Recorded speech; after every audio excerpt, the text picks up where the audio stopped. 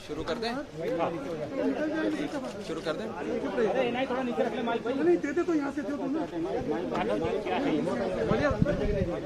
आम आदमी पार्टी की बढ़ती लोकप्रियता देख और आम आदमी पार्टी के नेता आदरणीय अरविंद केजरीवाल जी की बढ़ती पॉपुलैरिटी, बढ़ती लोकप्रियता, बढ़ता जनाधार देख भारतीय जनता पार्टी इतना बौखला गई है, इतना घबरा गई है, इतना डर गई है कि अब उन्होंने अपनी सारी एजेंसियों के घोड़े खोल दिए हैं और आम आदमी पार्टी को बदनाम करने के लिए, आम आदमी पार्टी को परेशान करने के लिए और हमारा समय बर्बाद करने के लिए, हमारे रिसोर्सेज बर्बाद करने के लिए हमें नोटिस और समन भेजना शुरू कर दिया है। उसी श्रृंखला में आज इन्फोर्समेंट डायरेक्टरेट, जो नरेंद्र मोदी सरकार का सबसे चहेता विभाग है, जिसे हर राजनीतिक विरोधी पे छोड़ दिया जाता है, आज उसी इन्फोर्समेंट डायरेक्टरेट ने आम आदमी पार्टी के राष्ट्रीय सचिव को यहां समन किया है। 11:30 बजे पूछताछ के लिए हमें यहां बुलाया गया है, नोटिस भेजा गया है। जिस रास्ते पे हम चले हैं इस पे कठिनाइयां तो जरूर आएंगी। अरविंद केजरीवाल जी ने हमेशा हमें यही सिखाया है कि बहुत कठिनाइयां आएंगी, लेकिन हम लोग डट के इन कठिनाइयों का सामना करेंगे। भारतीय जनता पार्टी की इन मंसूबों से, गीदड़ भपकियों से आम आदमी पार्टी और अरविंद केजरीवाल जी डरने वाले नहीं हैं। आपको ये नोटिस की टाइमिंग पे गौर फरमाना चाहिए। मुख्यमंत्री अरविंद केजरीवाल जी उत्तराखंड जाते हैं, काम की राजनीति की बात करते हैं। आम आदमी पार्टी की एंट्री होती है उत्तराखंड में। उत्तराखंड में भारतीय जनता पार्टी को 2-2 बार अपना मुख्यमंत्री बदलना पड़ता है। भाजपा आम आदमी पार्टी को देख बौखला जाती है। आम आदमी पार्टी गुजरात जाती है और अरविंद केजरीवाल जी के नाम पर भारतीय जनता पार्टी के गढ़ में, सूरत में आम आदमी पार्टी 27 सीटें जीतकर भाजपा को चुनौती देती है। भाजपा गुजरात में अपना मुख्यमंत्री बदलने को मजबूर हो जाती है। आम आदमी पार्टी गोवा जाती है, कांग्रेस को खदेड़कर मुख्य विपक्ष की भूमिका में आकर भाजपा को चुनौती देती है। आम आदमी पार्टी और अरविंद केजरीवाल जी पंजाब जाते हैं, जहां सारे ओपिनियन पोल दिखा रहे हैं कि आम आदमी पार्टी आने वाले समय में पंजाब में सरकार बनाने जा रही है। स्पष्ट है कि आने वाले उत्तराखंड, पंजाब, गुजरात और गोवा के चुनावों के मद्देनजर भारतीय जनता पार्टी अब आम आदमी पार्टी को परसिक्यूट, परेशान, प्रताड़ित करने के लिए यह षड्यंत्र के तहत हमें नोटिस भेज रही है। मैं आपको यह बात याद कराना चाहूंगा कि बीते 7 सालों में भारतीय जनता पार्टी के एक भी नेता को ईडी का नोटिस नहीं आया, एक भी नेता को भाजपा की ईडी का नोटिस नहीं आया। लेकिन आम आदमी पार्टी को, जब से आम आदमी पार्टी बनी तब से लेकर आज तक हर असेसमेंट ईयर में इनकम टैक्स के नोटिस आए। हमारे 21 विधायकों पर फर्जी मुकदमे किए गए। 20 विधायकों को विधानसभा से निलंबित कर उनकी सदस्यता रद्द करी गई। 450 फाइलें केजरीवाल सरकार की शुंगलू कमेटी को भेजकर जांच करवाई गई। मुख्यमंत्री जी के कार्यालय पे रेड कराई गई, उप मुख्यमंत्री जी के घर पे रेड कराई गई, स्वास्थ्य मंत्री के घर पे रेड कराई गई। यहां तक कि हमारे विधायक सोमनाथ भारती के कुत्ते तक को दिल्ली पुलिस ने अरेस्ट किया। यह है दुर्भावना से प्रेरित भारतीय जनता पार्टी के हथकंडे। लेकिन इन सारे मामलों में जितनी जांचें हुई, चाहे वो 2012, 2015, 2017 में मिनिस्ट्री ऑफ होम अफेयर्स द्वारा किए गई फॉरेन फंडिंग की जांच हो, हर साल हर असेसमेंट ईयर में इनकम टैक्स द्वारा भेजे गए नोटिस हो, हर मामले में आम आदमी पार्टी को clean chit milli.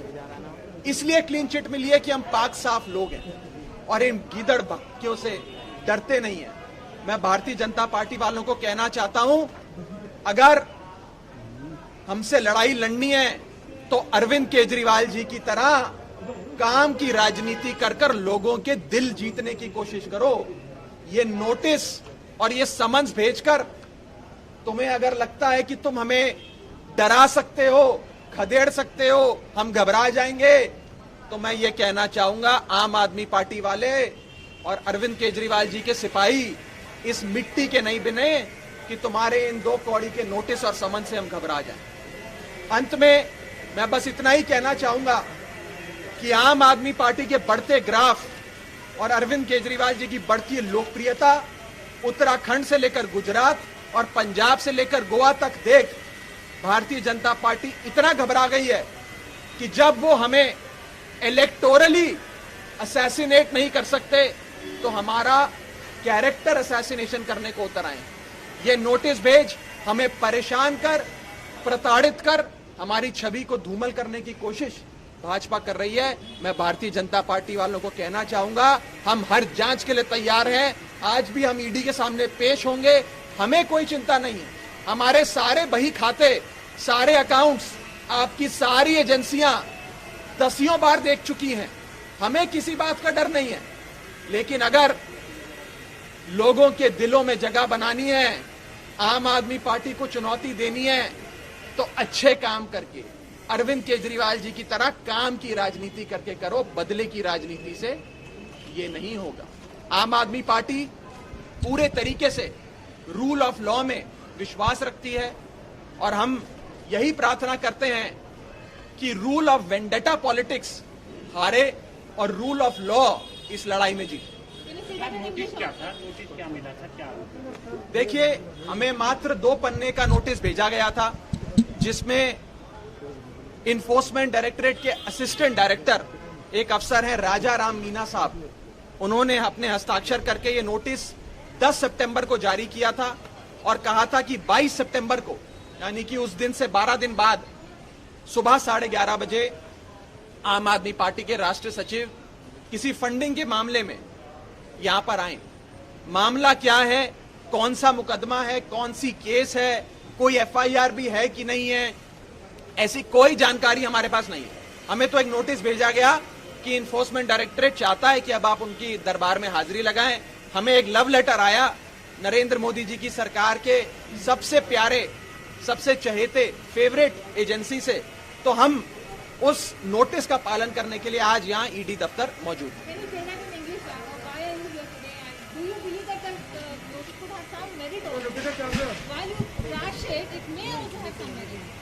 Look, in an unending quest to persecute the Aam Aadmi Party, every agency of the Narendra Modi government has been unleashed. This time, and in a first, Aam Aadmi Party has received summons, I would say a love letter from Narendra Modi ji's favorite agency, that is the Enforcement Directorate. I want to tell the Bharatiya Janata Party that Aam Aadmi Party and soldiers of the Arvind Kejriwal brigade don't get scared, don't get perturbed with these notices and summons. And these summons are a result, are a consequence of Aam Aadmi Party's growing popularity and Arvind Kejriwal's growing popularity across the country. Arvind Kejriwal ji enters the political scene of Uttarakhand and you see that the Bharatiya Janata Party is compelled to replace its chief ministers on more than one occasion. Mr. Kejriwal enters the electoral politics of Gujarat, defeats Bharatiya Janata Party in its fortress, that is Surat, and wins 27 seats. Subsequently, the Bharatiya Janata Party is compelled to remove its chief minister in Gujarat.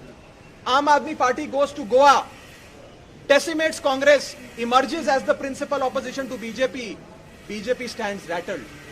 Aam Aadmi Party goes to Punjab, and every opinion poll, every survey done in this country is showing that Aam Aadmi Party is likely to form a government in Punjab with a thumping majority. Growing popularity of Aam Aadmi Party and Arvind Kejriwal has resulted in these love letters, these summons, these notices from Modi government's agencies. Let me tell you that these notices, summons, raids are not going to deter us. Mr. Kejriwal has always taught us that the path on which we are treading is not a bed of roses. We will face difficulties. We will face hardships, but we are well equipped and have the courage and determination to face all these notices. Aam Aadmi Party believes in the rule of law, and we hope that rule of law prevails over the rule of vendetta politics. These political revenge-seeking departments, like the Enforcement Directorate, that have been unleashed on the Aam Aadmi Party, will not be successful in their attempts. We are here to fully cooperate with them, but we also must understand that this is not a legal notice, this is a political notice. And BJP's strategy is that if you can't electorally assassinate the Aam Aadmi Party, character assassinate the Aam Aadmi Party. This is their mantra, and therefore these political revenge-seeking departments like the Enforcement Directorate have been unleashed on us. Today, I stand in front of the Enforcement Directorate office as the National Secretary of our party is here to appear before the ED. We will most certainly cooperate with the agencies. And let me tell you that all these agencies have over the last 8 years looked into every books of accounts of the Aam Aadmi Party. Not even a single year, not even a single assessment year has passed by when we haven't received assessment notices from the income tax. CBI has raided the Honorable Chief Minister, the Deputy Chief Minister, the Health Minister. Aam Aadmi Party's 21 MLAs were booked under fabricated cases and arrested.